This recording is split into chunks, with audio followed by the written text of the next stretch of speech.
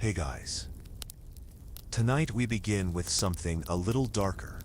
Medieval times weren't about honor and chivalry. They were about survival.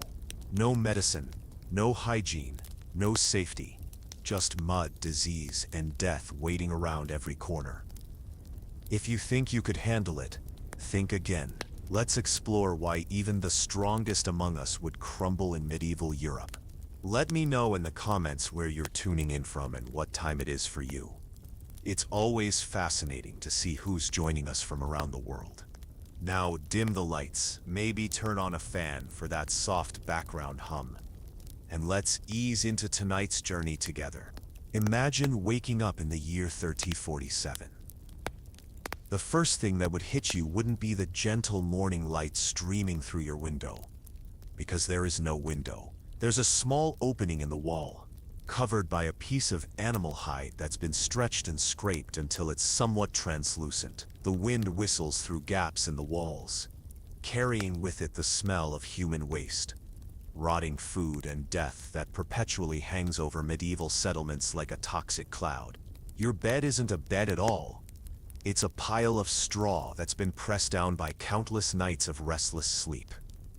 The straw is damp from the moisture that seeps through the walls, and it's alive with creatures you can't see but can definitely feel.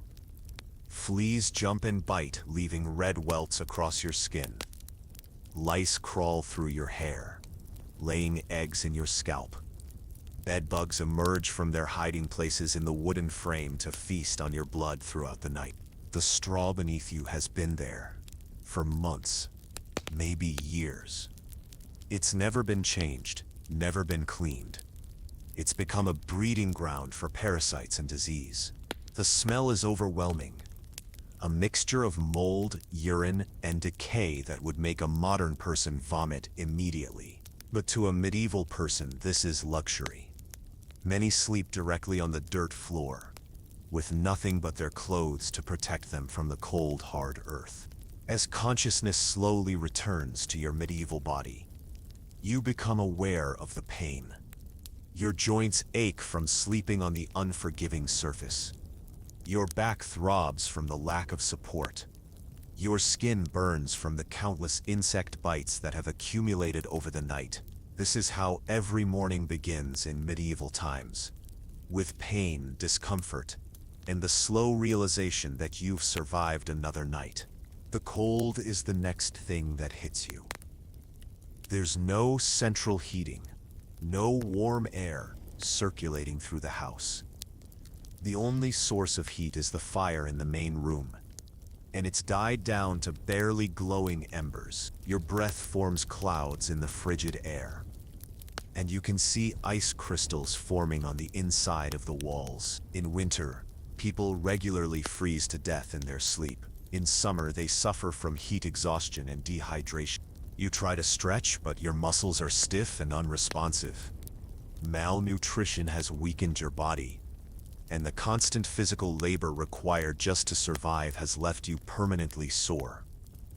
Your hands are cracked and bleeding from the cold and the rough work. Your feet are covered in cuts and sores from walking on rough surfaces without proper shoes. The first order of business is relieving yourself. And this is where the true horror of medieval life begins to reveal itself. There's no bathroom, no toilet, no privacy. There's a chamber pot under the bed, a simple clay or wooden vessel that serves as the family toilet. It's already half full from the previous day's use, and the smell is nauseating. But this is your only option. The chamber pot is shared by the entire family. Children, adults, sick relatives, everyone uses the same vessel. There's no toilet paper, no soft leaves, no water for cleaning. You use whatever is available: rough fabric, straw, or simply your hand. The concept of hygiene as we understand it doesn't exist. Cleanliness is not just impractical, it's often seen as suspicious or even sinful. After using the chamber pot, you face the next challenge: emptying it. This means carrying the vessel outside and dumping its contents into the street or into a nearby pit. The streets of medieval towns are rivers of human waste, animal dung, and rotting garbage. The smell is so overwhelming that visitors from other times would collapse from the stench alone. Now comes the attempt at getting dressed, and this is where you realize just how different medieval life really is.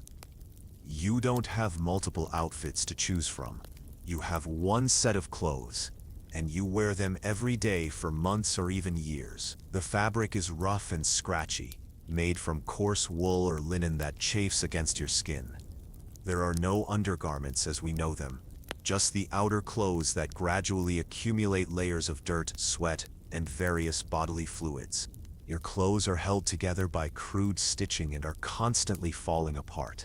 There are no zippers, no buttons, no elastic. Everything is tied, wrapped, or held in place by simple fastenings. Getting dressed is a complicated process that requires help from other family members. The clothes are so stiff from dirt and wear that they can practically stand up on their own. The shoes, if you're lucky enough to have them, are simple leather wrappings that provide minimal protection from the elements. Most people go barefoot, even in winter, developing thick, cracked calluses that split and bleed regularly. Frostbite is common, and many people lose toes or entire feet to the cold. Now you need to address the hunger that's been gnawing at your stomach since you woke up. But breakfast, as we understand it, doesn't exist. There's no refrigerator full of food, no pantry stocked with options. There might be some stale bread from yesterday, if you're lucky. More likely there's nothing at all, and you'll have to wait until the main meal of the day, which might not come until late afternoon. The bread, when available, is dark, dense, and often moldy.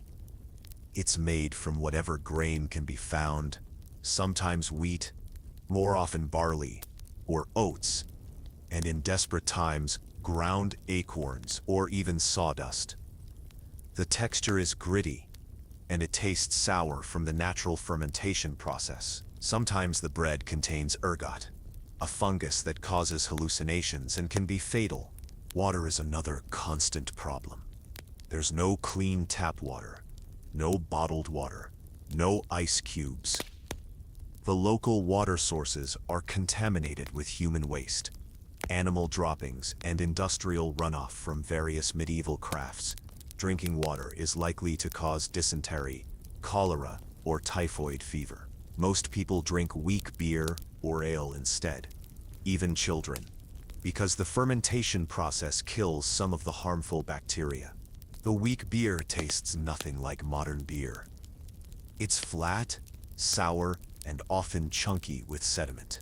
It provides some calories and is safer than water, but it's not particularly nutritious or satisfying.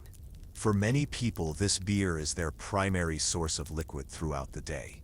As you contemplate your meager breakfast options, you become aware of the sounds around you. The house is full of people, extended family members, servants, and sometimes complete strangers who have been given shelter for the night. Privacy is a luxury that doesn't exist. Everyone sleeps in the same room. Everyone hears everything, and everyone knows everyone else's business. The sounds of the morning include coughing, sneezing, and the general sounds of people in various states of illness. Someone is always sick in a medieval household. Diseases spread rapidly in the close quarters, and there's no way to isolate sick individuals. The constant coughing and wheezing create a symphony of suffering that never ends. Children are crying from hunger, from cold, from pain. Infant mortality is so high that parents often don't name their children until they're several years old, assuming they'll likely die before then. The children who do survive are often stunted from malnutrition and bear the physical signs of various diseases. The animals are also stirring. Pigs, chickens, and sometimes cows live in the house alongside the humans. They provide warmth and protection from theft, but they also contribute to the noise, smell, and disease load. The animals defecate wherever they please, adding to the already overwhelming stench. As morning progresses, you realize that you need to start the fire. This is a crucial task because fire provides heat, light, and the ability to cook food. But starting a fire in medieval times is not as simple as flicking a lighter. You need to strike flint against steel, creating sparks that hopefully catch on some tinder. The process can take many attempts, and if the tinder is damp or the flint is poor quality, you might not get a fire at all. Once the fire is started, it becomes the center of all activity. Everyone crowds around it for warmth, but the smoke has nowhere to go.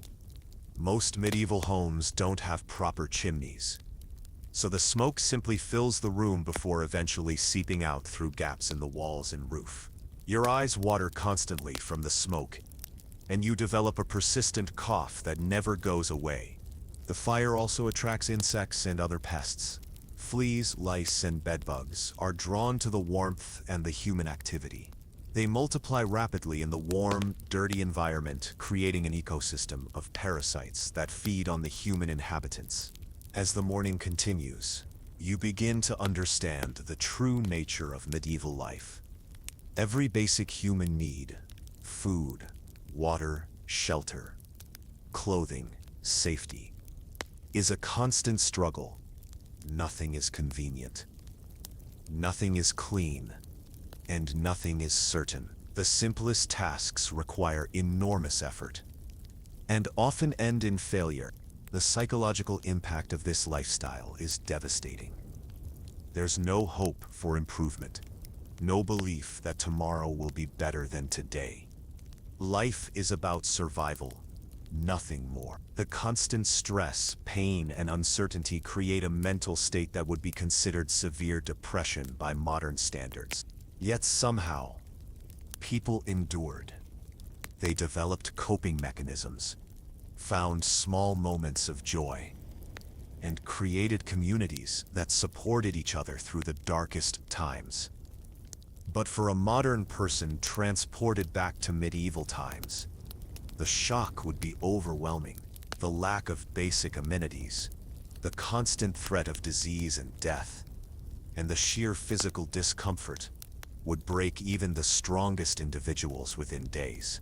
This is just the beginning of your medieval day, and already you can see why survival would be nearly impossible. The challenges haven't even begun yet, and your body and mind are already being pushed to their limits. The morning routine alone would be enough to defeat most modern people. But in medieval times, this was just the start of another day in the endless struggle for survival. By the time you've managed to get through the basic morning routine, your stomach is cramping with hunger. The gnawing pain in your belly is a constant companion in medieval life. But this morning, it feels particularly sharp. You haven't eaten a proper meal in days, and your body is beginning to consume itself just to keep functioning. This is the reality of medieval nutrition, not the occasional diet or intermittent fasting of modern times, but genuine life-threatening starvation that could kill you within weeks. The search for food begins with checking whatever meager stores the household might have. In a wooden chest protected from rats by iron reinforcement, there might be some grain. But even this basic staple is problematic. The grain is often infested with weevils, small beetles that have laid eggs throughout the supply. You can see them crawling through the barley or oats, but there's no choice but to eat them along with the grain. Protein is protein, even when it comes in the form of insects. The grain itself is of poor quality. It's been stored in damp conditions, causing much of it to develop mold. Some of this mold is merely unpleasant, giving the grain a musty taste and slimy texture.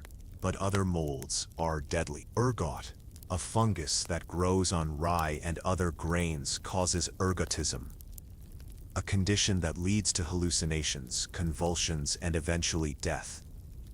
People call it St. Anthony's fire because of the burning sensation it causes in the limbs before they turn black and fall off. Even if you find grain that's relatively safe, Turning it into food is an enormous challenge. First, it needs to be ground into flour or meal. This requires a quern, a primitive hand mill consisting of two heavy stones. The process is back-breaking work that takes hours to produce even a small amount of flour. Your hands blister and bleed from turning the heavy stones, and the constant grinding motion puts tremendous strain on your back and shoulders. The flour produced by this process is coarse and gritty, filled with pieces of stone that have chipped off during the grinding process. These stone particles gradually wear down your teeth, causing constant pain and eventually leading to tooth loss. By the time most people reach their 30s, they've lost most of their teeth, making eating even more difficult. If you're fortunate enough to have flour, the next challenge is making bread. This requires water, which presents its own set of problems. The nearest water source is likely a well, stream, or river that's contaminated with human waste, animal droppings, and the runoff from various medieval industries. The water looks murky and smells foul, but it's the only option available. Drawing water from a well is dangerous work. The wells are deep, and the rope and bucket system is crude and unreliable. People regularly fall into wells while trying to draw water, and many drown because there's no way to rescue them. The water itself is a breeding ground for diseases that would terrify modern medical professionals. Cholera, typhoid, dysentery, and various parasitic infections. Even if you manage to obtain water and flour, making bread requires yeast, which is another major challenge. Wild yeasts are unpredictable and often contaminated with harmful bacteria. The bread might not rise properly, or it might develop dangerous microorganisms during the fermentation process. Bad bread can cause food poisoning, severe stomach pain, and death. Assuming you somehow manage to produce edible bread, it's still barely recognizable as food by modern standards. The texture is dense and heavy. The color is dark brown or black, and the taste is sour and bitter. It's filled with indigestible particles that cause stomach problems and provides minimal nutrition, but it's better than nothing. And in medieval times, better than nothing is often the best you can hope for. Meat is an even more complicated matter. Most people rarely eat meat, and when they do, it's often spoiled or diseased. There's no refrigeration, no way to preserve meat except through smoking, salting, or drying. These preservation methods are imperfect and often fail, leaving meat that's crawling with maggots and bacteria. The animals themselves are often sick. Livestock diseases are common, and there's no veterinary care to treat them. Cattle suffer from tuberculosis, pigs carry parasites, and chickens are infected with various diseases that can be transmitted to humans. But desperate people eat sick animals anyway, leading to widespread illness and death. When meat is available, it's typically from animals that have died of old age or disease, rather than being slaughtered for food. The meat is tough, stringy, and often putrid. It's cooked over an open fire, which means it's either burned on the outside and raw on the inside, or it's overcooked to the point of being inedible. There are no thermometers, no cooking timers, no way to ensure that meat is cooked safely. The cooking process itself is fraught with danger. The fire is unpredictable, and burns are common. People regularly set their clothes on fire while trying to cook, and many die from these accidents. The pots and pans are made of crude metal that can poison food with lead or other toxic substances. The cooking utensils are dirty and contaminated with bacteria from previous meals.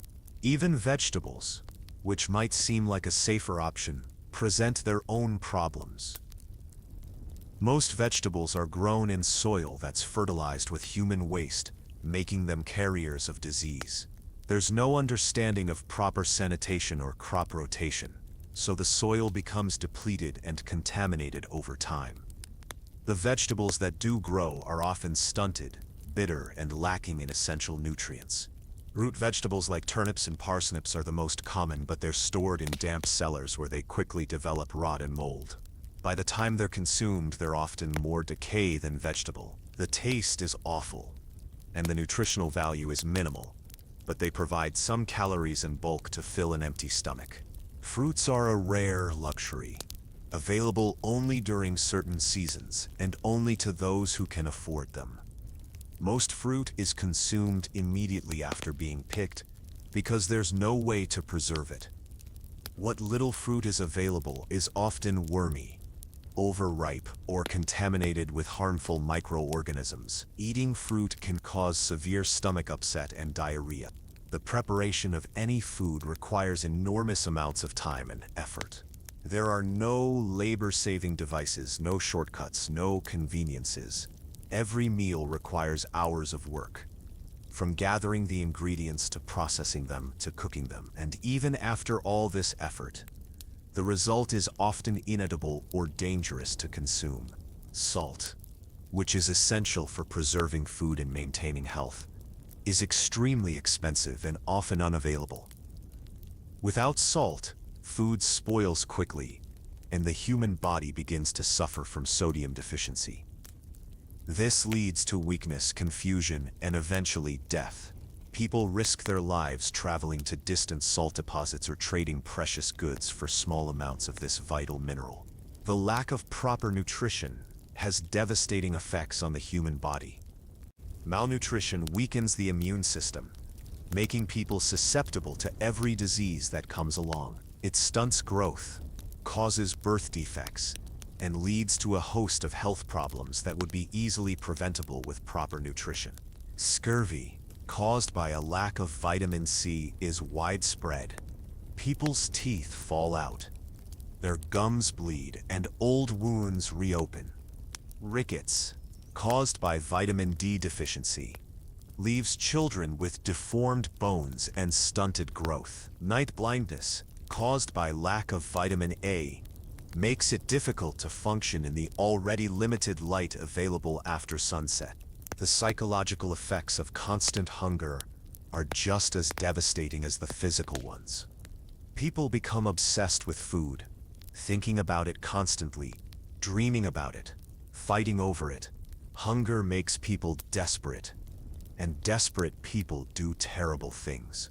Theft, violence, and even cannibalism become acceptable when starvation is the alternative. Food-related crimes are common and severely punished.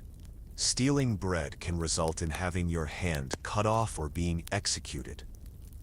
But when you're starving, these punishments seem less frightening than the prospect of slow death from hunger. People take enormous risks just to obtain a small amount of food. The social hierarchy is often determined by access to food. The wealthy eat white bread, meat, and imported delicacies, while the poor survive on scraps and garbage. Food becomes a symbol of power and status, and those who control the food supply control the population. Feast days and religious holidays are centered around food because it's so scarce the rest of the time. When food is available, people gorge themselves knowing that tomorrow they might have nothing. This cycle of feast and famine puts enormous stress on the digestive system and contributes to various health problems. The constant search for food consumes most of people's time and energy. There's no leisure time, no hobbies, no personal interests beyond survival. Every waking moment is spent either looking for food, preparing food, or thinking about food. This single-minded focus on survival leaves no room for personal growth, creativity, or happiness. Children are particularly vulnerable to malnutrition. Their developing bodies require proper nutrition to grow and develop. But this is rarely available. Many children die of starvation before their 5th birthday, and those who survive often suffer from permanent physical and mental damage caused by malnutrition. Pregnant women face even greater challenges. They need additional nutrition to support the growing fetus, but they're often the last to eat in families where food is scarce. This leads to high rates of miscarriage, stillbirth, and infant mortality. Women who do manage to carry their pregnancies to term often give birth to underweight babies who are unlikely to survive. The elderly are also at high risk. Their bodies are less able to process what little nutrition is available, and they're often unable to compete with younger family members for food. Many elderly people simply waste away, becoming thinner and weaker until they die of starvation. By the time you've spent a morning trying to find and prepare food in medieval times, you begin to understand why life expectancy was so low. The constant struggle for basic nutrition, combined with the consumption of contaminated and spoiled food, creates a perfect storm of health problems that would kill most modern people within weeks. The irony is that all this effort might result in obtaining food that's not only unappetizing, but actively harmful to your health. The bread might be moldy, the meat might be rotten, and the water might be contaminated with deadly bacteria. But when you're starving, these risks seem acceptable compared to the certainty of death from hunger. This is the reality of medieval nutrition, not the romantic notion of hearty stews and fresh bread, but a desperate daily struggle against starvation, disease, and death. It's a struggle that most people today couldn't imagine, let alone survive.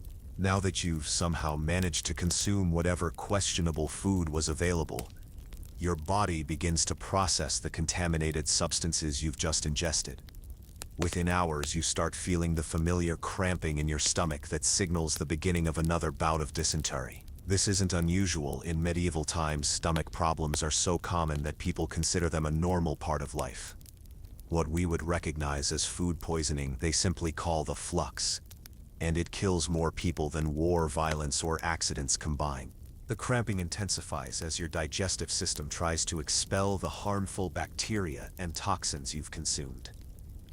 But there's nowhere private to deal with this emergency. The shared chamber pot is already overflowing, and the nearest latrine is a communal facility that's nothing more than a wooden plank with holes cut in it, suspended over a pit that hasn't been cleaned in months. The smell is so overwhelming that approaching it makes you vomit, which only adds to your body's distress.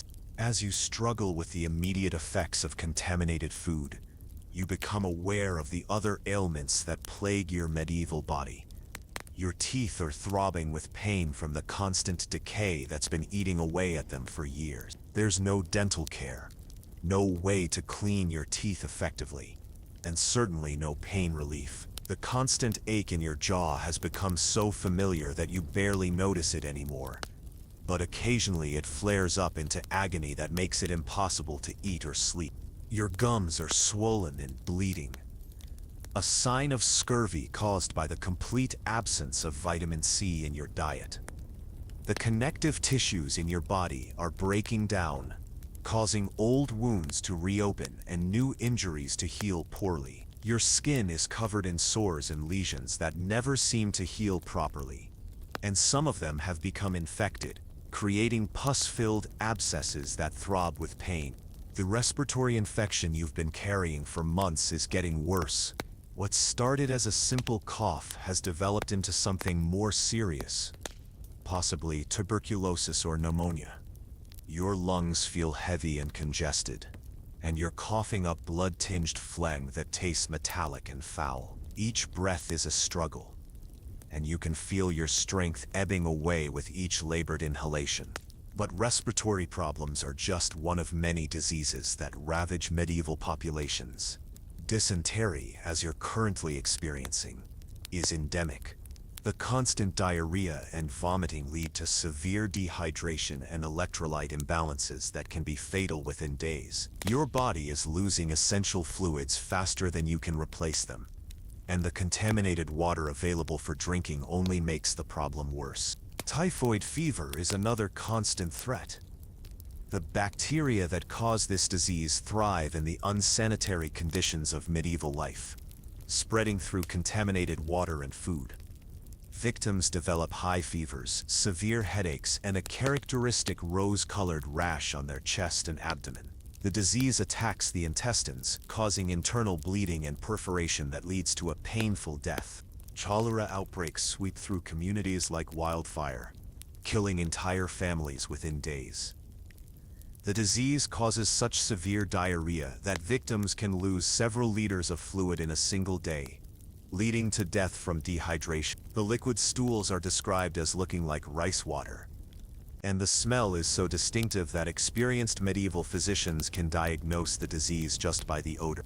Malaria is common in areas with standing water, which describes most medieval settlements. The disease causes cyclical fevers that leave victims shaking uncontrollably, followed by periods of delirium and weakness. Without proper treatment, many people die from the complications of repeated malaria attacks, including organ failure and brain damage. Smallpox is perhaps the most feared disease of medieval times. The virus causes a characteristic rash that covers the entire body with pus-filled lesions. Victims often die from secondary infections or organ failure, and those who survive are left permanently scarred and sometimes blind. Entire communities can be wiped out by a single smallpox outbreak, and there's no way to predict who will live and who will die. The Black Death, bubonic plague, represents the ultimate nightmare of medieval disease. The bacteria that cause this disease are transmitted by fleas that live on rats, and the unsanitary conditions of medieval life provide the perfect environment for both rats and fleas to thrive. Victims develop painful swellings called buboes in their lymph nodes, followed by fever, delirium, and death within days. During plague outbreaks, entire cities become charnel houses. Bodies pile up in the streets faster than they can be buried, and the smell of decomposition hangs over everything like a toxic cloud. People flee their homes, abandoning sick family members and friends in a desperate attempt to escape the disease. Social order breaks down completely, as survival becomes the only priority. But even without these epidemic diseases, the human body in medieval times is under constant assault from a host of other ailments. Parasitic worms are universal. Everyone has intestinal worms that compete with their host for whatever meager nutrition is available. Tapeworms can grow to enormous lengths inside the human digestive system, causing malnutrition and intestinal blockages. Roundworms migrate through the body, sometimes emerging from the nose or mouth in writhing masses that terrify their victims. External parasites are equally problematic. Lice infest everyone's hair and clothing, laying eggs and feeding on blood. The constant itching drives people to scratch until they create open wounds that become infected. Fleas jump from person to person, spreading disease and causing painful bites that become infected sores. Bedbugs emerge at night to feed on sleeping victims, leaving behind welts and sometimes transmitting diseases. Skin conditions are universal and often severe. Scabies, caused by tiny mites that burrow under the skin, creates intense itching and characteristic rashes. The mites are easily transmitted from person to person, and entire households become infested. Fungal infections thrive in the damp, unsanitary conditions, causing painful rashes and lesions that never heal properly. Eye problems are common due to the constant exposure to smoke, dust, and infectious agents. Conjunctivitis, or pink eye, spreads rapidly through communities, causing painful inflammation and sometimes permanent vision loss. Trachoma, a bacterial infection of the eyelids, can cause scarring that leads to blindness. Many people lose their sight entirely, becoming burdens on their families and communities. Mental illness is poorly understood and often attributed to supernatural causes. People with depression, anxiety, or other mental health conditions are thought to be possessed by demons or cursed by God. The treatments are brutal and ineffective. Everything from exorcism to physical punishment to being chained in dark cellars. Many mentally ill people are simply abandoned to die on the street. The treatment of physical ailments is equally primitive and often more harmful than the diseases themselves. Medieval medicine is based on the theory of the four humors: blood, phlegm, yellow bile, and black bile. Physicians believe that illness is caused by an imbalance of these humors, and they attempt to restore balance through bloodletting, purging, and other treatments that weaken patients rather than helping them. Bloodletting is the most common medical treatment, performed by opening veins or applying leeches to drain blood from the patient. The theory is that removing blood will restore the proper balance of humors, but in reality it weakens patients and makes them more susceptible to infection and death. Many people die from blood loss or infections caused by the unsanitary instruments used in bloodletting. Purging, or forced vomiting and diarrhea, is another common treatment. Patients are given powerful laxatives and emetics that cause violent reactions, supposedly expelling harmful humors from the body. These treatments cause severe dehydration and electrolyte imbalances that can be fatal, especially in patients who are already weakened by disease. Surgery is performed without anesthesia or proper sterilization. Patients are held down while crude instruments are used to cut, scrape, and probe their bodies. The pain is indescribable, and many patients die from shock during the procedure. Those who survive often develop infections that kill them within days. Herbal remedies are sometimes used, but their effectiveness is limited by poor understanding of dosages and drug interactions. Many plants that are thought to have medicinal properties are actually toxic, and overdoses are common. Even when herbs are genuinely helpful, they're often contaminated with harmful substances or prepared incorrectly. The lack of medical knowledge means that even minor injuries can become life-threatening. A simple cut on the finger can become infected and lead to gangrene, requiring amputation of the entire limb. Broken bones are set without proper alignment, leading to permanent deformities and chronic pain. Childbirth is particularly dangerous, with high rates of maternal and infant mortality due to complications that would be easily treatable today. Pain management is virtually non-existent. People suffer through excruciating pain with no relief, except alcohol, which is often contaminated and can cause additional health problems. The constant pain affects every aspect of life, making it difficult to work, sleep, or function normally.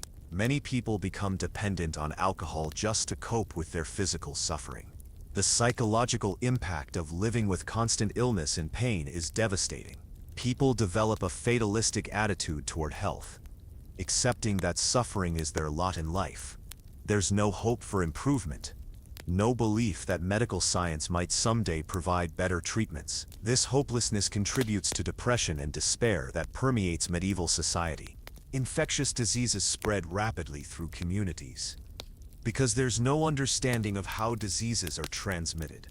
People don't wash their hands, don't isolate sick individuals, and don't take any precautions to prevent the spread of illness. Sick people continue to work and socialize, spreading their diseases to everyone they encounter. The seasonal nature of many diseases creates patterns of suffering that people learn to expect. Summer brings dysentery and other gastrointestinal diseases, as food spoils quickly in the heat. Winter brings respiratory infections, as people crowd together in poorly ventilated spaces. Spring brings typhoid, as melting snow contaminates water supplies. Childhood diseases are particularly devastating because children's immune systems are weakened by malnutrition and constant exposure to pathogens. Measles, whooping cough, and other diseases that would be minor inconveniences today are often fatal in medieval times. Parents expect to lose several children to disease and often don't form strong emotional bonds with their offspring until they're old enough to have a reasonable chance of survival. The elderly are particularly vulnerable to disease because their immune systems are weakened by a lifetime of poor nutrition and repeated infections. Many elderly people die from what would be considered minor illnesses today, such as common colds or mild infections. The concept of dying from old age doesn't exist. People die from diseases that their bodies can no longer fight off. Women face additional health challenges related to reproduction.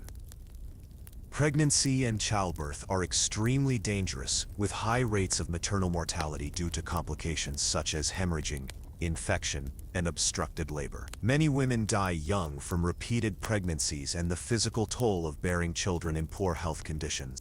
The cumulative effect of all these health problems is a population that's constantly sick, in pain, and dying prematurely.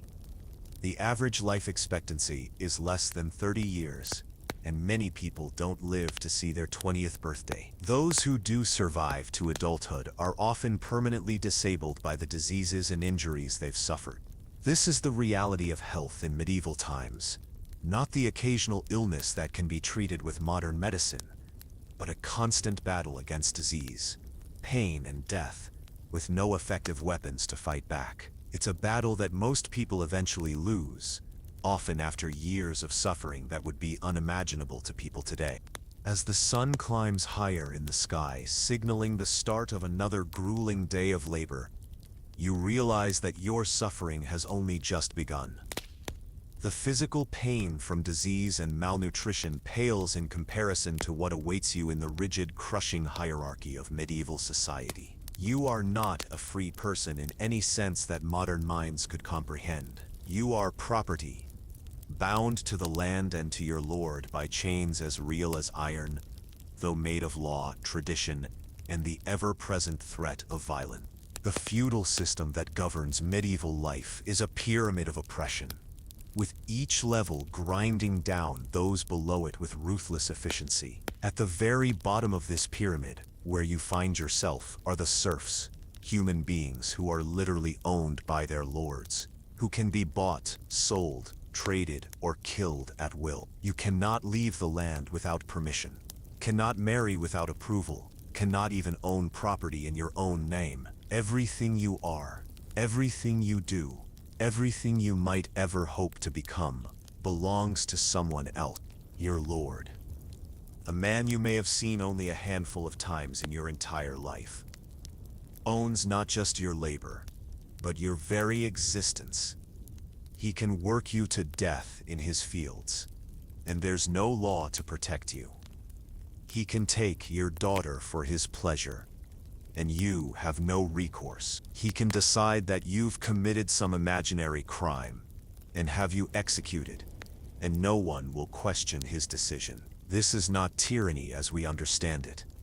This is the natural order of things, sanctioned by God and enforced by sword. The work that awaits you is back-breaking labor that would kill most modern people within weeks. Agriculture in medieval times is not the mechanized, efficient process we know today. It's a desperate struggle against nature, weather, and time, using tools that are barely more sophisticated than what was available to ancient peoples. Your primary tool is a wooden plow pulled by oxen, if you're lucky enough to have access to oxen. More likely, you'll be pulling the plow yourself, bent over like a beast of burden, tearing up the hard earth with your bare hands when the primitive plow breaks, which it does frequently. The fields you work are not the neat, orderly farms of modern agriculture. They're strips of land scattered across the village territory, often miles apart, requiring you to walk enormous distances carrying heavy tools. The soil is poor, depleted by years of inadequate farming techniques and lack of proper fertilization. You work with organic matter, human and animal waste, that you spread by hand, exposing yourself to every disease and parasite imaginable. Planting season is a race against time and weather. You scatter seeds by hand, hoping that enough will survive to provide a harvest. There's no scientific understanding of soil conditions, crop rotation, or optimal planting times. Everything is based on tradition, superstition, and prayer. You work from dawn to dusk, 7 days a week during critical periods, driven by the knowledge that failure means starvation for your entire family. The physical demands of this work are extraordinary. You spend hours bent over, planting seeds individually by hand. Your back screams with pain, your knees buckle under the strain, and your hands become raw and bleeding from handling rough tools and sharp plant matter. There are no work breaks, no lunch hours, no weekends. You work until you collapse, then get up and work some more. Harvesting is even more brutal. You cut grain with a sickle, a curved blade that requires you to bend over and slice through each stalk individually. The work is slow, painful, and dangerous. The blade is sharp enough to cut through plant matter, but dull enough to require tremendous force, leading to frequent accidents. People regularly cut themselves severely, and without proper medical care, these injuries often become infected and can be fatal. The grain must be harvested quickly before it spoils or is eaten by pests. You work in the blazing sun wearing heavy clothing because exposed skin would be burned and cut by the rough plants.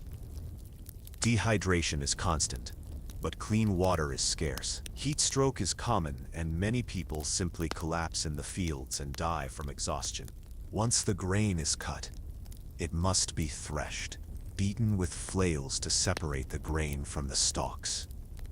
This is brutally hard work that requires precise timing and enormous strength. The flails are heavy wooden clubs connected by leather straps, and using them effectively requires skill developed over years of practice. Beginners often injure themselves or others, and even experienced workers suffer from repetitive stress injuries that leave them permanently disabled.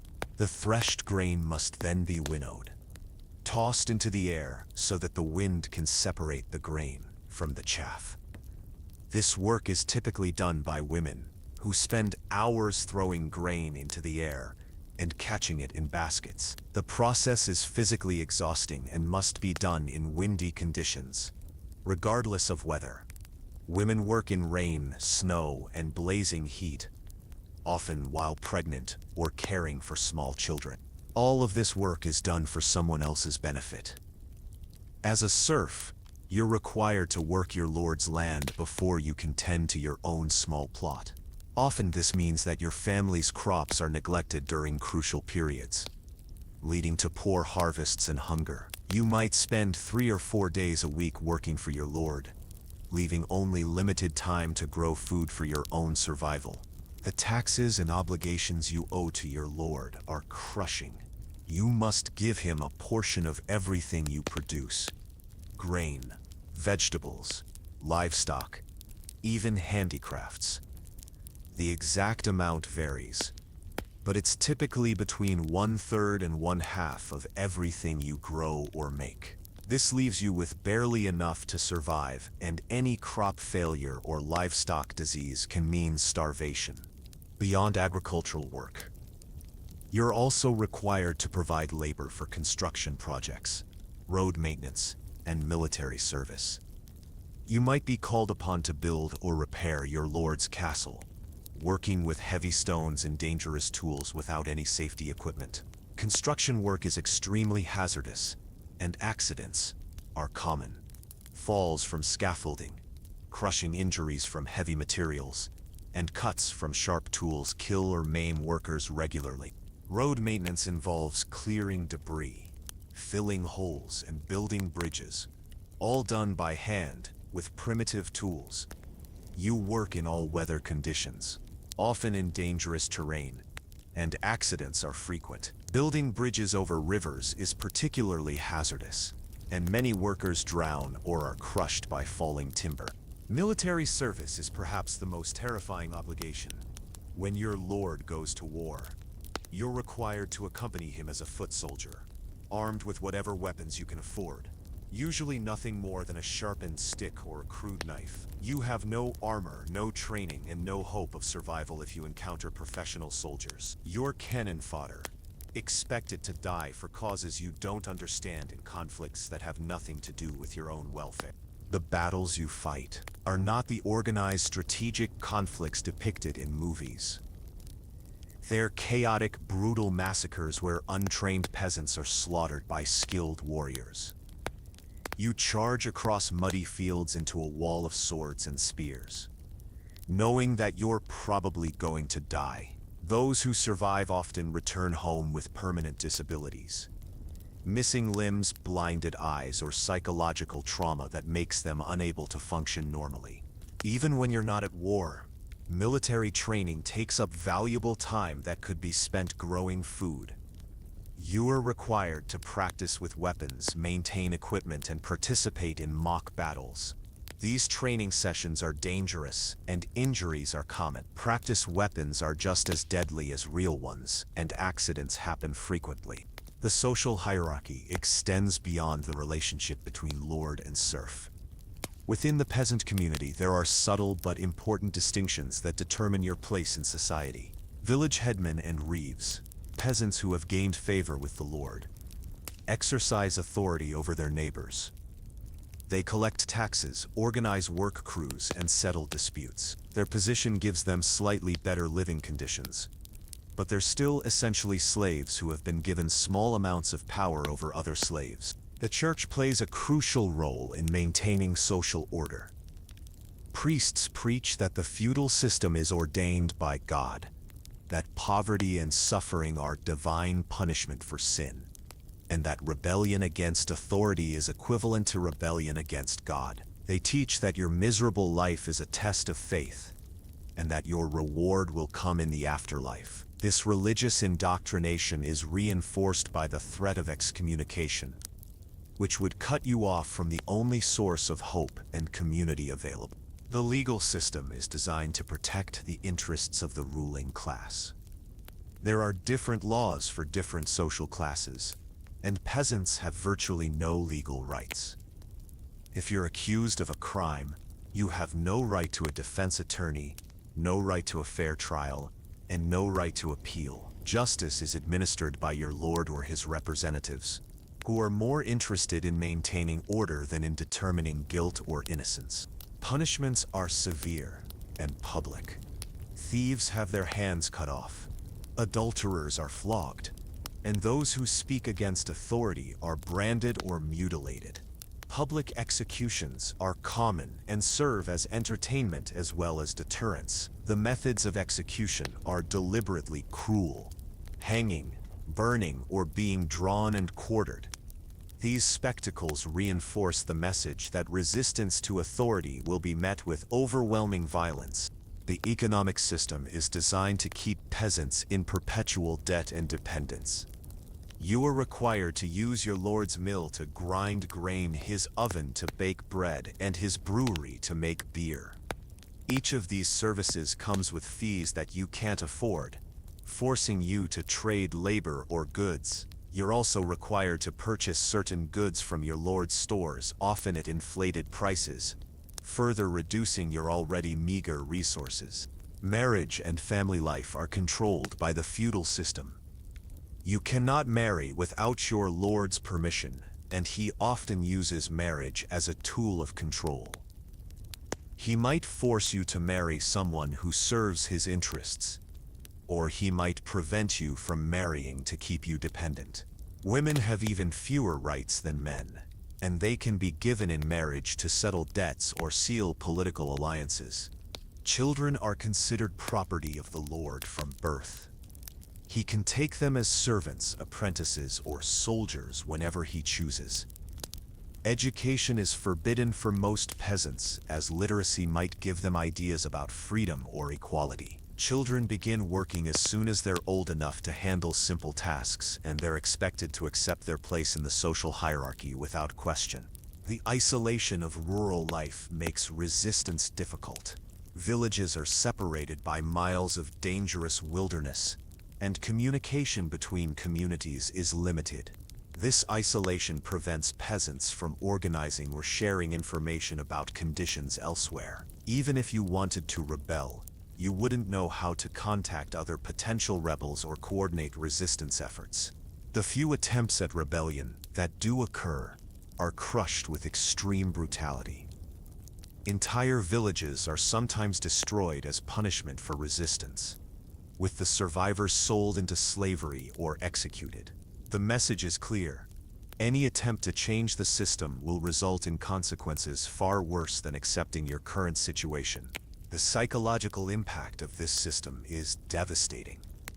You're taught from birth that you're worthless, that your suffering is deserved, and that your only hope lies in accepting your fate. This indoctrination is so complete that many peasants genuinely believe they deserve their miserable conditions. They've internalized the ideology of their oppressors and see no alternative to their current existence. The constant stress of living under such oppression takes a severe toll on mental health. Depression, anxiety, and other psychological disorders are common but unrecognized. People cope with their suffering through alcohol, violence, or religious extremism. Domestic violence is widespread, as men who are powerless in the outside world take out their frustrations on their wives and children. The feudal system also creates a culture of violence and brutality. People who are treated like animals often begin to act like animals.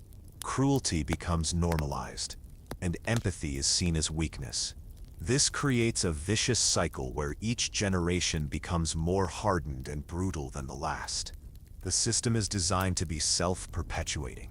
Each generation of peasants is born into bondage, lives in misery, and dies in poverty, passing their chains on to their children. There's no social mobility, no opportunity for advancement, and no hope for change. The feudal system has existed for centuries and seems likely to continue forever. This is the reality of work and social order in medieval times, not the romantic vision of noble knights and happy peasants, but a brutal system of oppression that reduces human beings to the level of livestock. It's a system that would break the spirit of most modern people within days. And it's the foundation upon which all medieval society is built. As the afternoon sun begins its descent toward the horizon, casting long shadows across the muddy village streets, you become acutely aware of another fundamental truth about medieval life. There is no safety, no security, and no protection from the violence that permeates every aspect of existence. The very air seems to vibrate with the constant threat of death, whether from human brutality, wild animals, or the simple collapse of the fragile structures that barely shelter you from the elements. Violence in medieval times isn't an aberration or a breakdown of social order. It's the foundation upon which society is built. Every relationship, every transaction, every interaction is ultimately backed by the threat of force. Your lord maintains his power through violence. The church enforces its authority through violence.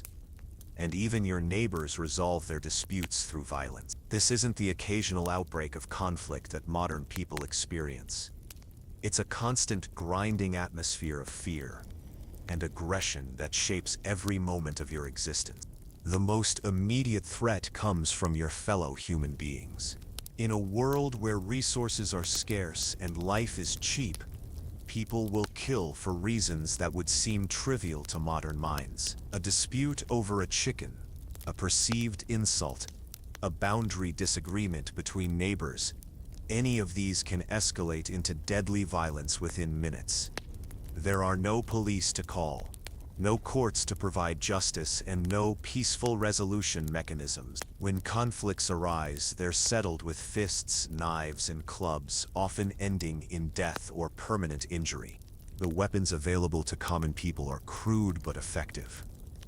Kitchen knives, farm tools, and improvised clubs are the most common instruments of violence. These aren't the refined swords and armor of Hollywood depictions, but rough, brutal implements designed to inflict maximum damage with minimum skill.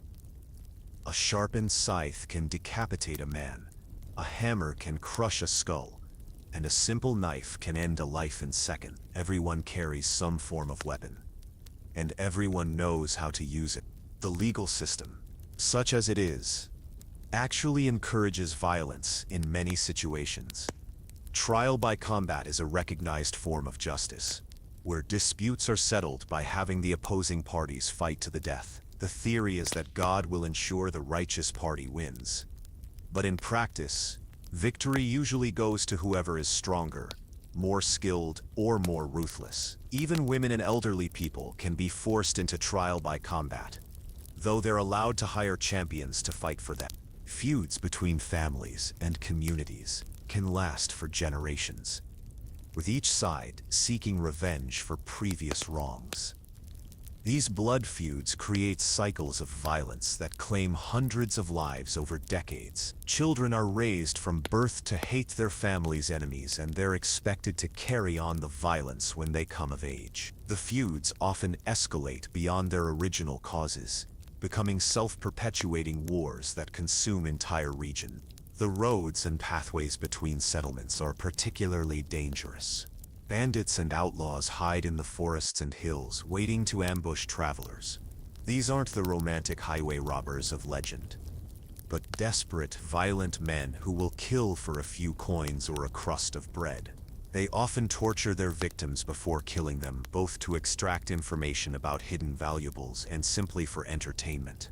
Traveling alone is virtual suicide, and even large groups aren't safe from well-organized bandit gangs. The bandits themselves are often former soldiers, peasants who have been displaced by war, or criminals who have fled from justice. They live like animals in the wilderness, surviving by preying on anyone weaker than themselves. They have no moral constraints, no social bonds, and no hope of redemption. They've been brutalized by the system to the point where they've lost all humanity, and they inflict that brutality on others without mercy. Military violence is a constant threat, even in times of supposed peace. Professional soldiers are little better than organized criminals, licensed to kill and plunder by their lords. When armies pass through your territory, they requisition supplies, conscript men, and abuse women with impunity. Resistance means death, but compliance offers no guarantee of safety. Soldiers often kill civilians for sport, rape women and children, and burn villages simply because they can. The concept of civilian immunity doesn't exist in medieval warfare. Everyone is a potential target, and everyone is expected to contribute to the war effort. Villages are regularly destroyed as part of military strategy, with the inhabitants killed or enslaved. The systematic destruction of civilian populations is considered a legitimate military tactic, designed to deny resources to the enemy and terrorize the population into submission. Even when not directly involved in conflict, you're constantly exposed to the aftermath of violence. Battlefields are littered with corpses that attract wild animals and spread disease. The bodies of executed criminals hang from gibbets along the roads, slowly decomposing as a warning to others. Public executions are common entertainment, and the methods used are deliberately cruel and prolonged to maximize the spectacle and deterrent effect. The instruments of execution are designed to inflict maximum pain and humiliation. The rack stretches victims until their joints separate. The wheel breaks their bones systematically, and drawing and quartering tears their bodies apart while they're still alive. These aren't quick, merciful deaths, but prolonged tortures that can last for hours. The crowds that gather to watch these spectacles cheer and jeer, treating human suffering as entertainment. Torture is routinely used to extract confessions, gather information, or simply punish those who have displeased authority. The methods are limited only by human imagination and creativity. Hot irons burn flesh, thumb screws crush bones, and the strapado dislocates shoulders. Victims are often tortured until they confess to crimes they didn't commit, simply to end their suffering. The confessions obtained through torture are then used to justify further violence. The church, supposedly a source of peace and compassion, is often the most violent institution in medieval society. Religious authorities order the torture and execution of heretics, witches, and anyone who questions church doctrine. The Inquisition uses systematic torture to identify and punish religious dissent, creating an atmosphere of fear and suspicion that permeates every community. Religious wars are fought with particular brutality, as both sides claim divine sanction for their violence. Domestic violence is not only tolerated but encouraged by law and custom.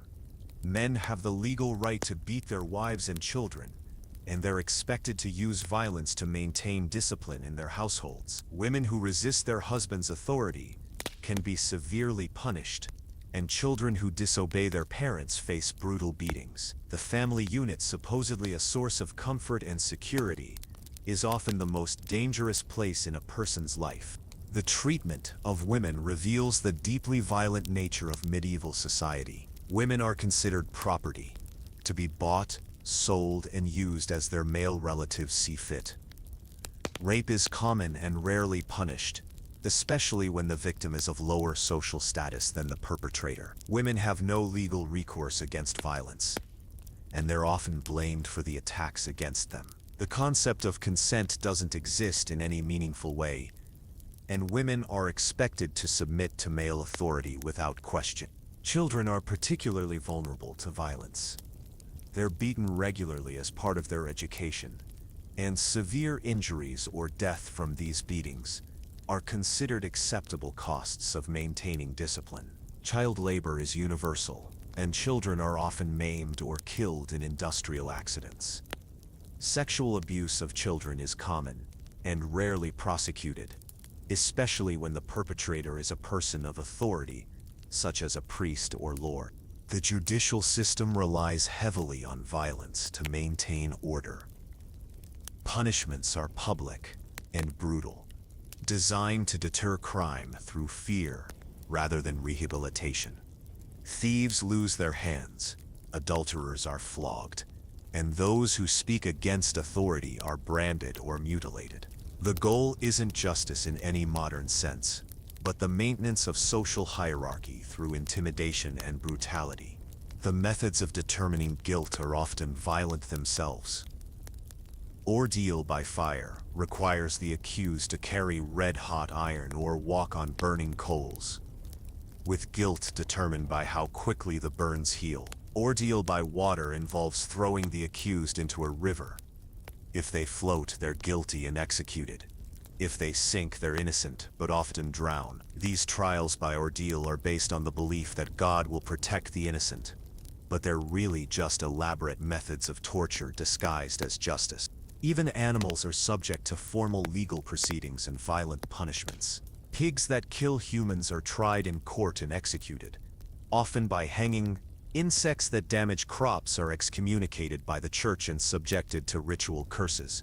These animal trials reveal the deep irrationality and violence that characterize medieval justice, where even beasts are held to impossible standards and punished with human cruelty.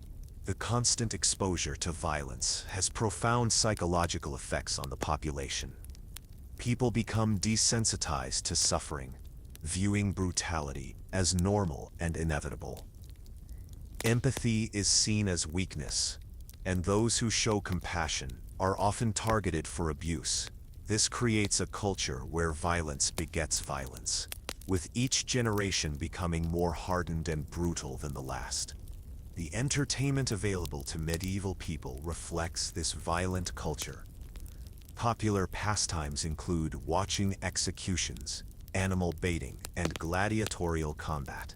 These aren't sophisticated forms of entertainment, but crude spectacles designed to satisfy the public's appetite for violence. The crowds that gather for these events are often as dangerous as the performers, and riots and mass violence are common occurrences. Mental illness is often attributed to demonic possession or divine punishment, leading to violent treatments that are really forms of torture.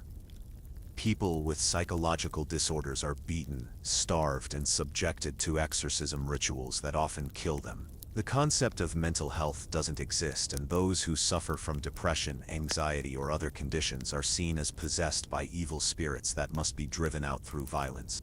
The superstitions that govern medieval life often lead to violence against innocent people. Accusations of witchcraft can result in torture and execution based on the flimsiest evidence. Anyone who is different, whether due to physical deformity, mental illness, or simply being an outsider, is at risk of being accused of supernatural crimes. The witch trials that sweep through communities are exercises in mass hysteria and collective violence, destroying lives and families based on fear and ignorance. Disease outbreaks often trigger waves of violence as communities look for scapegoats to blame for their suffering. Jews, foreigners, and other minority groups are often targeted for persecution during plague outbreaks, accused of poisoning wells or invoking God's wrath. These pogroms can destroy entire communities, with hundreds or thousands of people killed in orgies of violence that serve no purpose except to provide an outlet for fear and frustration. The economic system itself is based on violence and the threat of violence. Debts are collected through intimidation and assault, property disputes are settled through force, and labor relations are maintained through the constant threat of punishment. The market economy, such as it is, operates under the assumption that violence is the ultimate arbiter of all disputes. Even religious pilgrimage, supposedly a peaceful spiritual journey, is fraught with violence. Pilgrims are regularly attacked by bandits, robbed by corrupt officials, and abused by the very religious authorities they've come to honor. The routes to holy sites are littered with the bones of pilgrims who never reached their destinations, victims of the violence that pervades every aspect of medieval life. The castle that dominates your village isn't just a symbol of authority, it's a machine designed for violence. Its walls are built to withstand siege, its towers are positioned to rain death on attackers, and its dungeons are filled with instruments of torture. The lord who lives within these walls maintains his power through the constant threat of violence, and the castle serves as a daily reminder of his ability to destroy anyone who opposes him. The technology of medieval warfare is advancing rapidly, driven by the constant need for more effective ways to kill. Crossbows can punch through armor, catapults can destroy fortifications, and Greek fire can burn entire armies. These weapons are used not just against enemy soldiers but against civilian populations, creating new levels of destruction and suffering. The violence of medieval life isn't limited to dramatic battles and executions.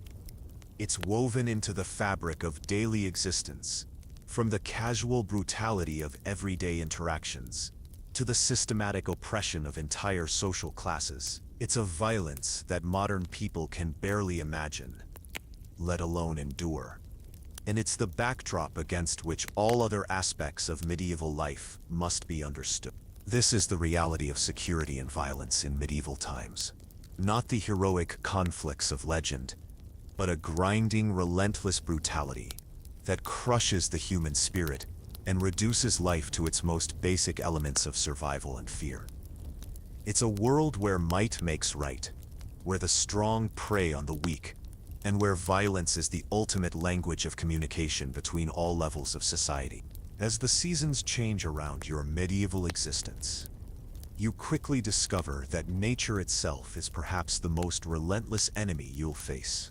Each season brings its own unique forms of suffering, and the cycle of weather patterns becomes a calendar of death that dictates not just your daily activities, but your very chances of survival. The romanticized notion of living in harmony with nature is shattered by the brutal reality that medieval people are completely at the mercy of forces they cannot control, predict, or defend against. Winter arrives like a death sentence, wrapped in beauty. The first snows may look pristine and peaceful, but they herald months of misery that will test every fiber of your being. Your medieval dwelling, cobbled together from wood, mud, and hope, offers virtually no protection against the bitter cold. The walls are full of gaps that let in frigid air, and the single room that houses your entire family becomes a desperate battleground for survival against the elements. The temperature inside your home is often only marginally warmer than the outside air. Ice forms on the interior walls, and your breath creates clouds of vapor that hang in the air like ghosts. The fire, when you can maintain it, provides a small circle of warmth, but fuel is scarce and expensive. Wood must be gathered from increasingly distant locations as nearby supplies are exhausted, and the time spent collecting firewood is time not spent on other survival activities. Your clothing, such as it is, provides minimal insulation. The rough wool garments you wear are damp from humidity and body moisture. And wet wool loses much of its insulating properties. You layer whatever cloth you can find. But the result is a bulky, uncomfortable mass that restricts movement while still allowing the cold to penetrate to your skin. Your feet, inadequately protected by crude leather wrappings, are constantly numb and often frostbitten. The physical pain of winter cold is unlike anything modern people experience. It's not the temporary discomfort of a cold day that can be remedied with proper clothing and heating. It's a bone-deep, relentless ache that never goes away. Your joints stiffen until movement becomes agony. Your muscles contract painfully, and your skin cracks and bleeds from the dry, frigid air. Chilblains, painful swellings caused by exposure to cold, cover your hands and feet, making even simple tasks excruciating. Food becomes even more scarce in winter, as stored supplies dwindle and no fresh produce is available.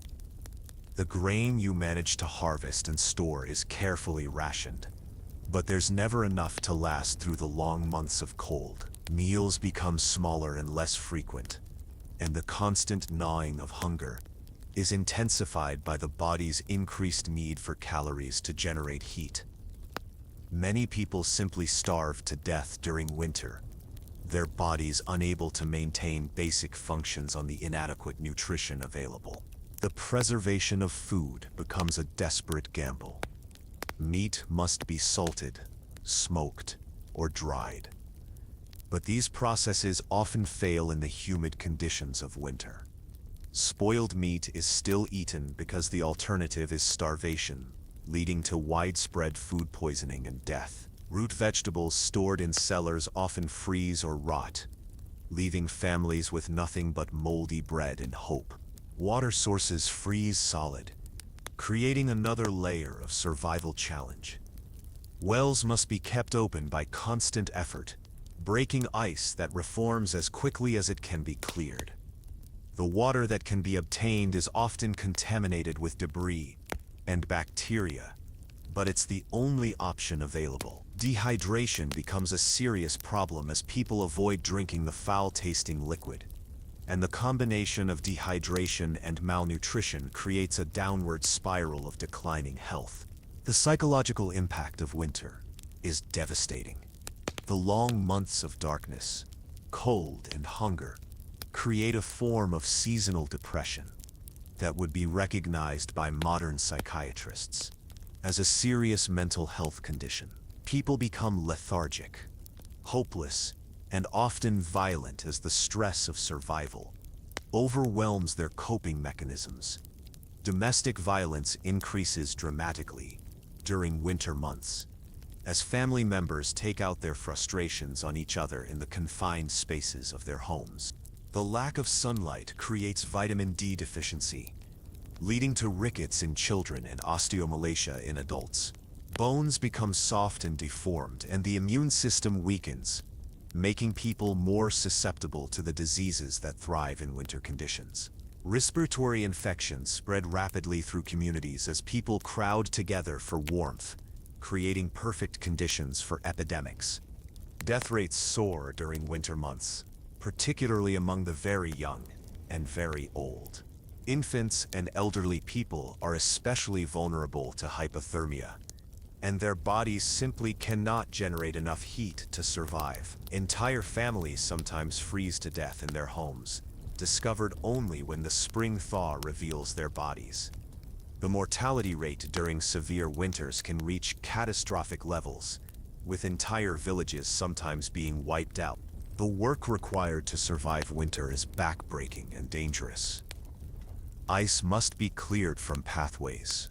Roofs must be repaired when they collapse under snow loads, and animals must be cared for in conditions that are barely survivable for humans. Accidents are common as people work with numb hands and limited visibility, and injuries that would be minor in other seasons can be fatal when combined with cold exposure.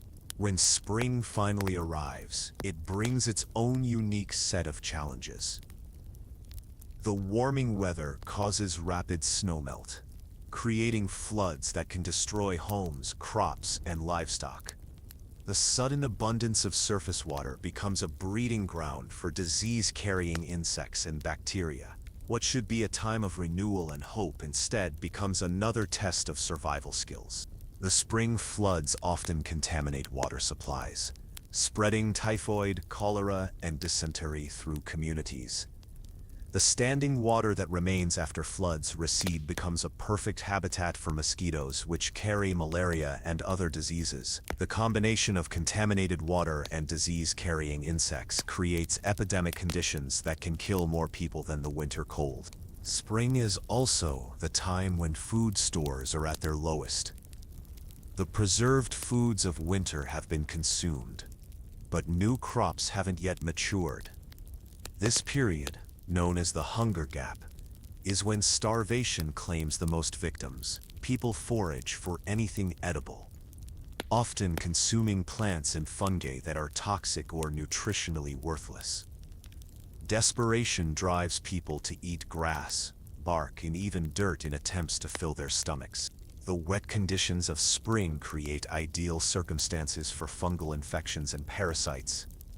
The combination of moisture, warming temperatures, and poor sanitation leads to outbreaks of skin diseases, intestinal parasites, and respiratory infections. The immune systems of people weakened by winter hardships are particularly vulnerable to these spring diseases.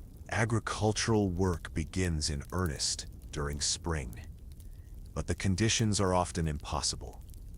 Fields are muddy quagmires that can swallow a person, and the primitive tools available are inadequate for working in such conditions. The spring rains that are necessary for crop growth also make outdoor work dangerous and miserable. People work in cold, wet conditions that lead to hypothermia and exhaustion.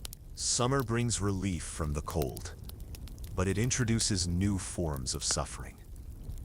The heat that would be merely uncomfortable in modern air-conditioned environments becomes life-threatening when combined with heavy clothing, poor nutrition, and hard physical labor. The same homes that provided inadequate protection from winter cold become ovens that trap heat and humidity. The medieval diet provides little relief from summer heat.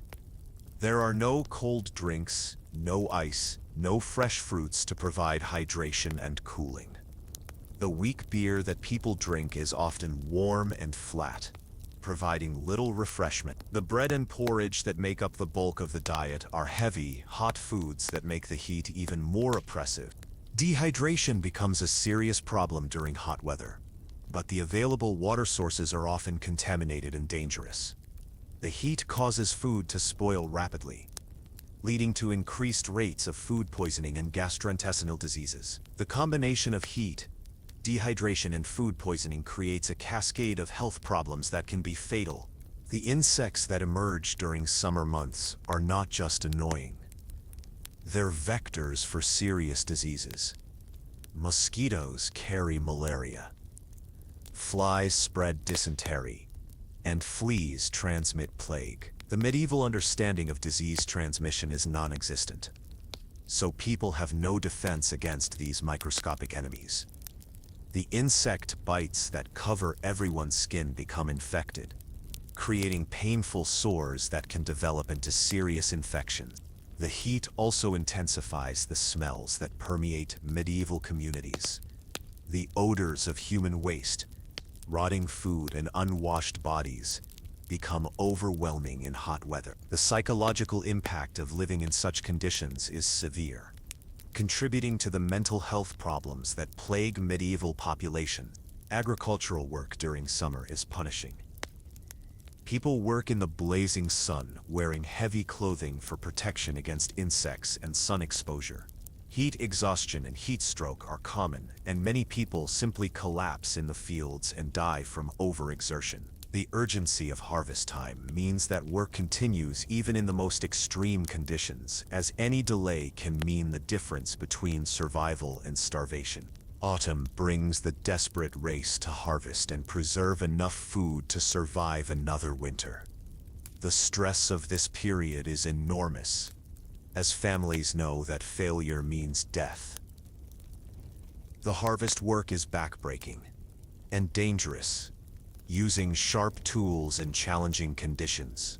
Injuries are common, and the lack of medical care means that even minor cuts can become infected and lead to death. The preservation of food for winter is a complex process that often fails. Meat must be salted, smoked, or dried. But the techniques are imperfect and the materials are often of poor quality. Vegetables must be stored in root cellars that are vulnerable to flooding, freezing, and pest infestations. The failure of food preservation efforts during autumn can doom entire families to starvation during the following winter. The weather during autumn is unpredictable and often destructive. Early frosts can destroy crops before they can be harvested, while late rains can cause grain to rot in the fields. Hailstorms can devastate entire harvests in minutes, and windstorms can flatten crops just before harvest time. The medieval farmer has no insurance, no backup plans, and no government assistance to help recover from these natural disasters. The psychological pressure of autumn is intense.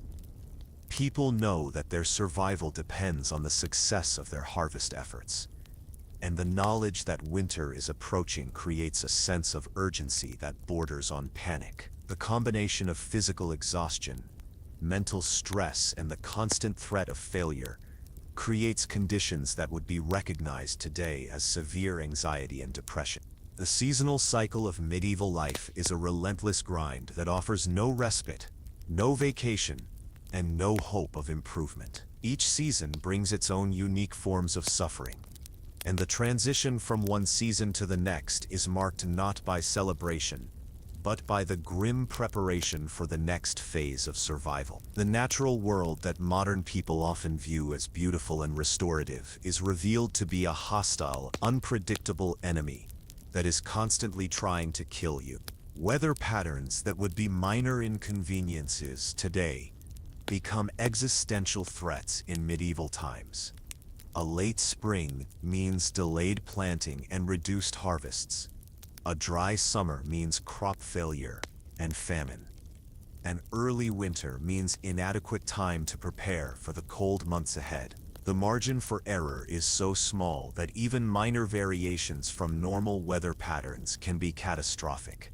The lack of accurate weather prediction makes planning impossible. People must make critical decisions about planting, harvesting, and food preservation based on superstition, tradition, and guesswork. The consequences of wrong decisions are often fatal, not just for individuals, but for entire communities.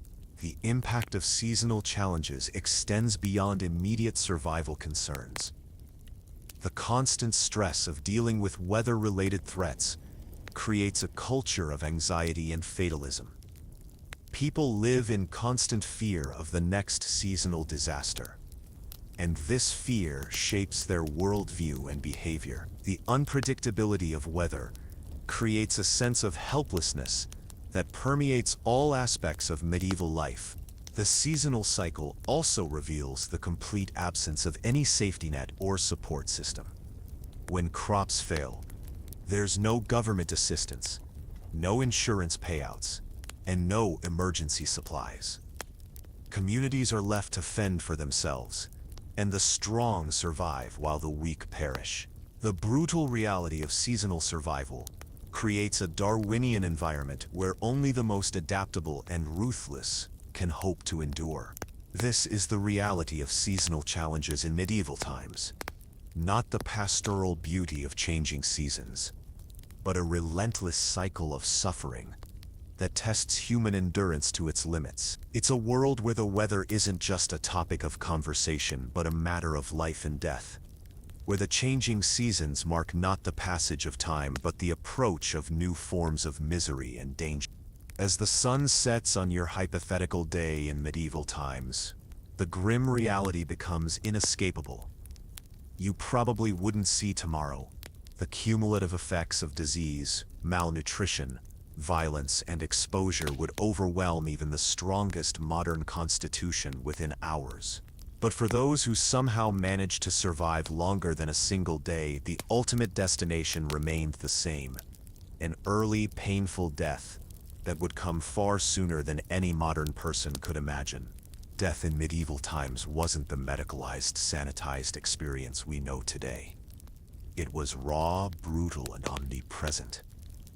People died young, they died hard, and they died in numbers that would shock modern sensibilities. The average life expectancy hovered around 25 to 30 years.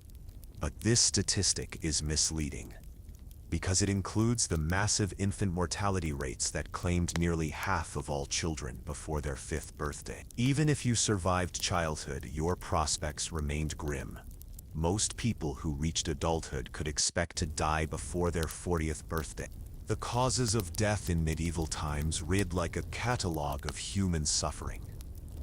Disease was the great equalizer, striking down kings and peasants alike with ruthless efficiency. The Black Death, which swept through Europe in the 14th century, killed an estimated 1/3 of the entire population. Entire cities were abandoned, as plague victims died faster than they could be buried. The psychological impact of watching entire communities disappear was devastating, creating a culture of death that permeated every aspect of medieval life. But plague was just one of many killers. Smallpox left survivors horribly scarred and often blind, assuming they survived at all. Typhoid fever caused prolonged suffering as victims wasted away from dehydration and internal bleeding. Tuberculosis consumed people slowly, causing them to cough up blood and gradually lose weight until they resembled walking skeletons. Dysentery and cholera killed through massive dehydration as victims lost body fluids faster than they could be replaced. The infant mortality rates were particularly horrifying. Approximately 40 to 50% of all children died before reaching their 5th birthday. The causes were numerous: birth complications, malnutrition, disease, accidents, and simple neglect. Many babies died within hours of birth from complications that would be easily treatable today. Others succumbed to infections caused by unsanitary conditions during delivery or the use of contaminated instruments. Childhood diseases that are minor inconveniences today were death sentences in medieval times. Measles, mumps, and whooping cough killed thousands of children annually. Without vaccines, antibiotics, or even basic medical knowledge, parents could only watch helplessly as their children suffered and died. The emotional impact of losing multiple children was devastating, and many parents became emotionally detached from their offspring, knowing that the chances of survival were slim. Maternal mortality was equally tragic. Giving birth was one of the most dangerous things a woman could do, with death rates during childbirth reaching 10 to 20% in some areas. The causes were numerous: hemorrhaging, infection, obstructed labor, and complications from multiple pregnancies. Women who survived multiple births often suffered from prolapsed uteruses, torn tissues, and chronic pain that made their lives miserable. The methods of treating childbirth complications were often more dangerous than the complications themselves. Midwives who had no formal training relied on superstition and tradition rather than medical knowledge. They might use dirty instruments, apply harmful substances, or perform procedures that increased the risk of infection. The concept of sterilization was unknown, and post-birth infections were common and often fatal. Accidents were another major cause of death, particularly among working-age adults. Agricultural work was extremely dangerous, with people regularly injured by farm animals, sharp tools, and heavy machinery. Construction work claimed many lives as workers fell from scaffolding or were crushed by building materials. The lack of safety equipment or procedures meant that even minor accidents could be fatal. Drowning was surprisingly common, despite the fact that most people lived far from large bodies of water. Wells, rivers, and even small ponds claimed victims regularly. The inability to swim, combined with the weight of heavy clothing, meant that falling into water was often a death sentence. Children were particularly vulnerable, and many families lost young ones to drowning accidents. Fire was another constant threat. The combination of open flames, wooden structures, and crude heating systems created perfect conditions for devastating fires. Entire families could be burned alive in their homes, and city fires could consume entire neighborhoods within hours. The lack of organized firefighting services meant that fires often burned until they ran out of fuel or were extinguished by rain. Violence, as we've already discussed, was a major cause of death. Wars, feuds, robberies, and domestic violence claimed countless lives. The lack of effective law enforcement meant that murder often went unpunished, and the cycle of violence continued generation after generation. Even minor disputes could escalate into deadly confrontations, and the availability of weapons made violence a constant threat. The process of dying in medieval times was often prolonged and agonizing. Without effective pain management, people suffered through illnesses and injuries that would be easily treatable today. The concept of palliative care didn't exist, and dying people were expected to endure their suffering as part of God's plan. The sounds of people dying in pain were so common that they became part of the background noise of medieval life. Medical treatment, such as it was, often hastened death rather than preventing it.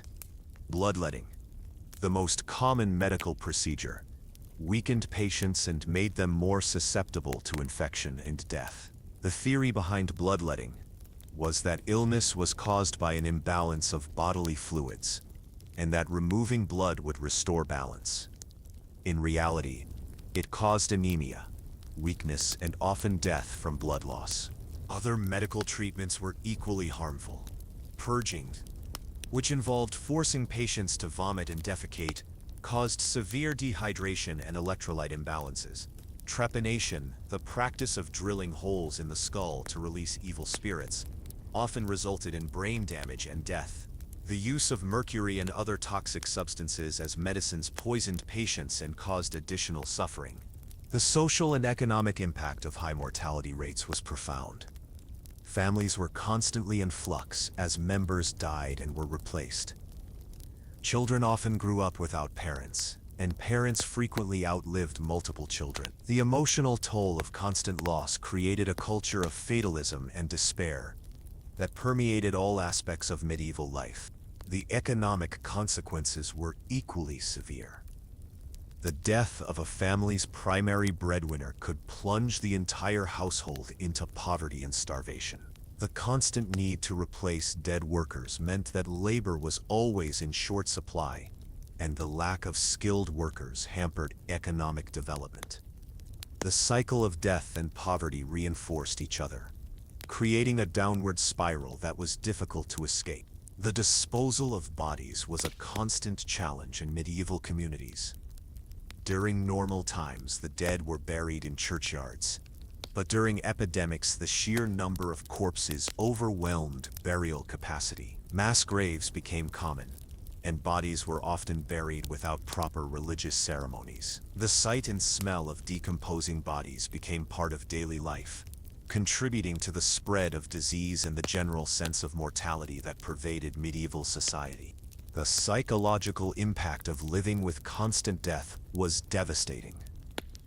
People developed a morbid fascination with mortality, and art and literature from the period reflect this obsession. The dance of death motif, which depicted death as a universal leveler that claimed rich and poor alike, was popular in medieval art. The constant reminder of mortality created a culture of fear and superstition that shaped every aspect of medieval life. Religion played a crucial role in helping people cope with the reality of death. The promise of an afterlife provided some comfort to those facing mortality, but it also created additional anxiety about the state of one's soul. The concept of purgatory, where souls were purified through suffering before entering heaven, reflected the medieval belief that death was just the beginning of a potentially long and painful journey. The Church's teachings about death often increased rather than decreased people's suffering. The doctrine of original sin suggested that all humans were inherently sinful and deserved punishment. The emphasis on suffering as a path to salvation encouraged people to endure pain without seeking relief. The fear of hell and damnation created additional psychological torment for people who were already struggling with the physical challenges of medieval life. The preparation for death began early in medieval life. Children were taught to contemplate mortality from a young age, and adults were encouraged to live each day as if it might be their last. The concept of a good death, one that was properly prepared for and occurred in a state of grace, became a central concern of medieval culture. People spent enormous amounts of time and resources preparing for death, often at the expense of improving their living conditions. The rituals surrounding death were elaborate and expensive. Families were expected to provide proper burial clothing, pay for religious ceremonies, and make donations to the church in memory of the deceased. These expenses often plunged families into debt, creating additional hardship for the survivors. The pressure to provide an appropriate funeral often meant that families went without basic necessities. The concept of life insurance, or social safety nets, didn't exist in medieval times. When the family breadwinner died, the survivors were left to fend for themselves. Widows and orphans often became beggars or prostitutes, as these were often the only ways to survive. The lack of support systems meant that the death of one family member could lead to the destruction of the entire household. The high mortality rates also created a culture of early marriage and childbearing. People married young because they might not live long enough to marry later. Women began bearing children as soon as they reached puberty, knowing that they needed to have multiple children to ensure that some would survive to adulthood. The pressure to reproduce created additional health risks for women and contributed to the cycle of high mortality rates. The legal system was designed around the assumption of early death. Inheritance laws, property rights, and contractual obligations all reflected the reality that people might die at any time. The constant transfer of property due to death created legal complications and disputes that often led to violence and further death. The educational system, such as it was also shaped by the reality of early death. There was little point in providing extensive education to children who might not live to adulthood. The emphasis was on practical skills that could be learned quickly and applied immediately. The lack of educational opportunities perpetuated the cycle of poverty and ignorance that contributed to high mortality rates.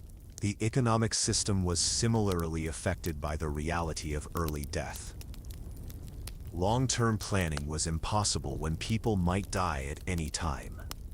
Investment in infrastructure, technology, and human development was limited because the benefits might not be realized before death intervened. The constant need to replace dead workers meant that there was little incentive to invest in training or skill development. The political system was also shaped by the reality of mortality. Kings and nobles often died young, creating succession crises that led to wars and instability. The lack of effective governance contributed to the conditions that increased mortality rates, creating a vicious cycle of death and political instability.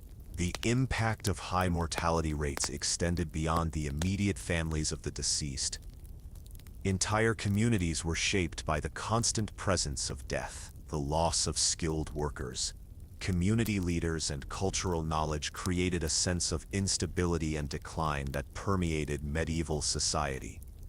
The constant turnover of population meant that communities had little continuity or stability. The psychological adaptation to high mortality rates created a culture that was fundamentally different from modern society. People developed coping mechanisms that allowed them to function despite the constant threat of death.